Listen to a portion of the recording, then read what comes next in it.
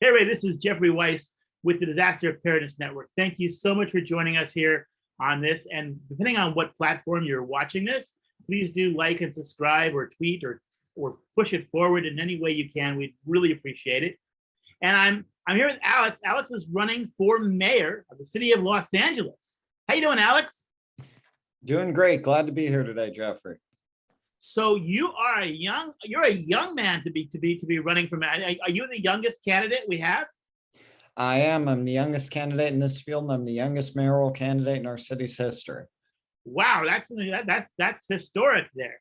So I know that you have a lot of history with the city, working with the neighborhood councils, which I worked with. I worked with the Pacoima Neighborhood Council, and you worked with your neighborhood council. What council was that?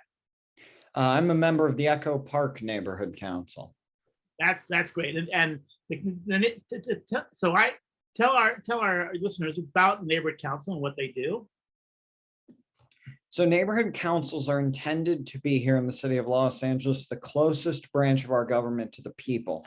That means that we're there to interact with community members, to affect change at the city council and city level based on what our constituents say, and to interact with groups, developers, and others who are involved in city business to make sure that they're reflecting the interests of everyday Angelenos.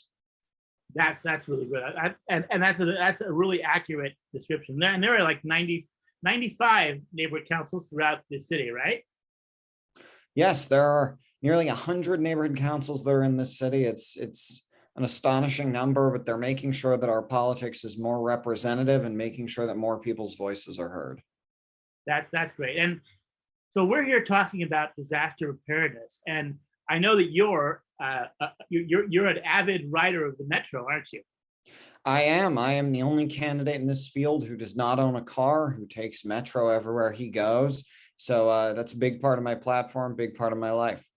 So when a big disaster happens, the Metro is going to be really affected. Transportation is going to be cut off. People will not be able to get around like they normally will. Roads and bridges may be collapsed.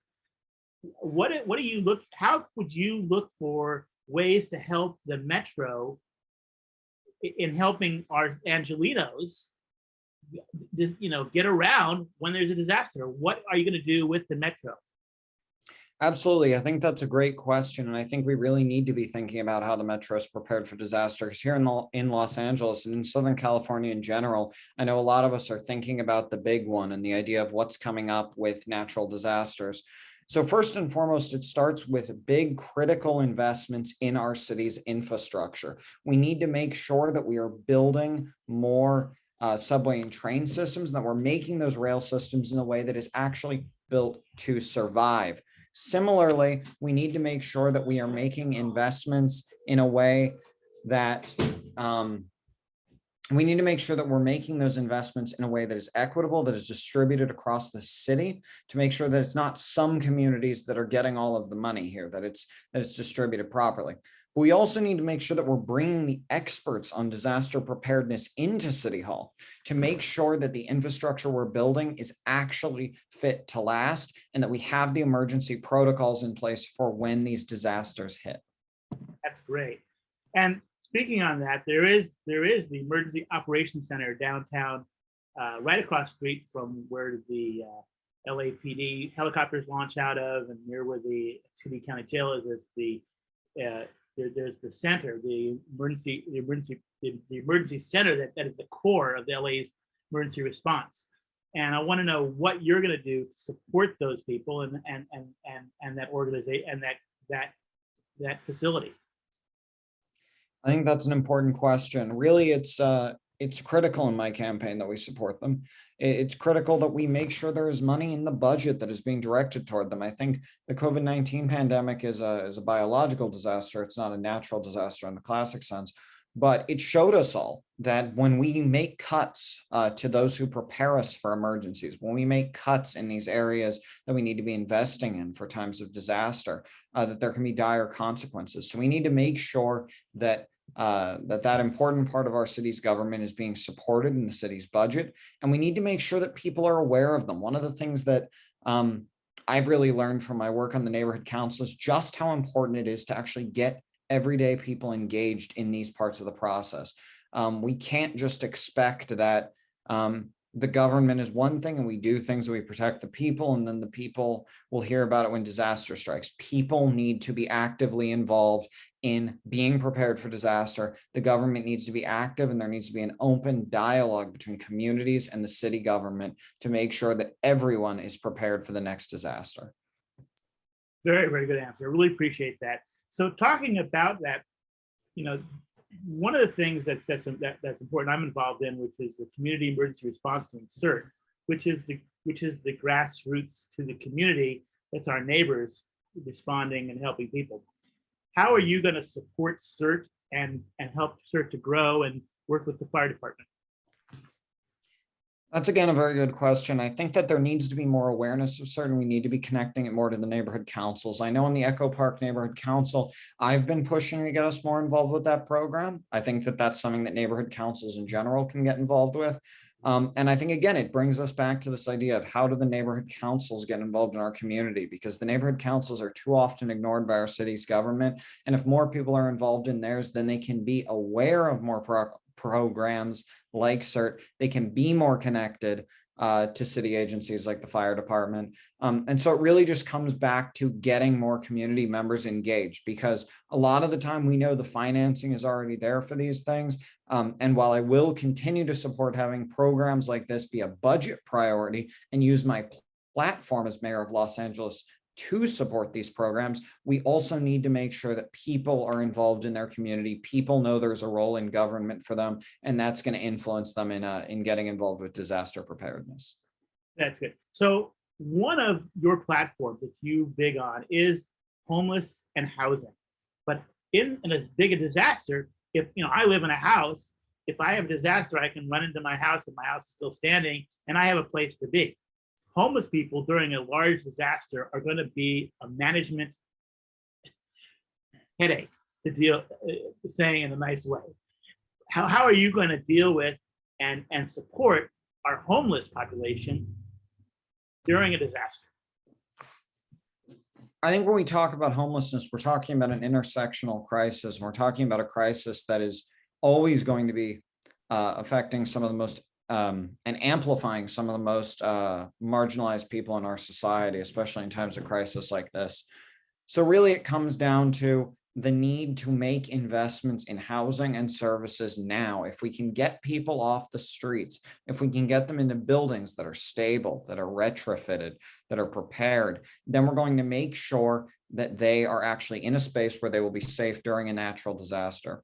Right now in the city of Los Angeles, we have tens of thousands of people sleeping on the streets. And we know if there's natural disaster, no matter how much effort we put in, that there are going to be more people who are going to lose their homes. That's why we need to make sure that we have invested in good infrastructure to make sure that we have a plentiful supply of housing, both temporary transitional solutions and permanent supportive housing, that we have invested in shelters, and that we have invested in making sure that there is a network of social service workers in the city of Los Angeles who can do outreach to people who are living on the streets and to those who may fall victim to homelessness. Very good. So, we all think of disasters. We think, Los Angeles, we think of earthquakes, and in Kansas, they think of tornadoes, natural disasters. But there are other kinds of disasters that we've dealt with. We've all seen the pandemic gave us an economic disaster that we've been going through and still going through. January 6th showed us a civil, an uprising civil disaster. I mean, that could happen here. People could storm the, storm the city hall, and if they're unhappy with some of our things, LA is very supportive of women's rights. Women's rights are now under, under great scrutiny and are attacked. So, what are you going to do to combat other kind of like civil and economic disasters?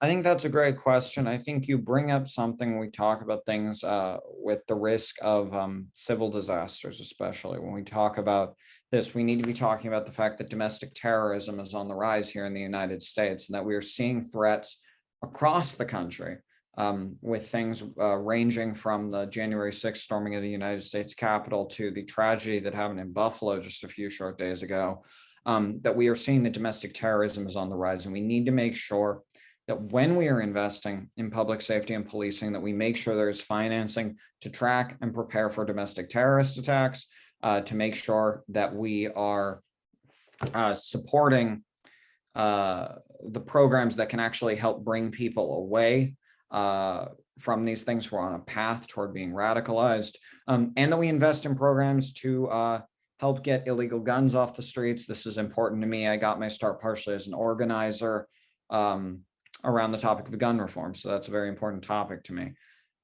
We also need to just make sure that we have the infrastructure in place to support people economically when disaster strikes. We know that when we protect renters, that when we protect people and we put money in the pockets of everyday people during times of disaster, that can help lower the rates of crime. It can help target some of the most hard-hit communities.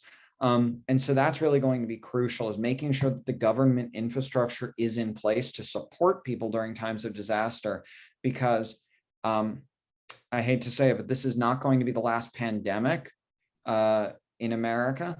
This is January 6th is not going to be the last domestic terror attack in the United States of America.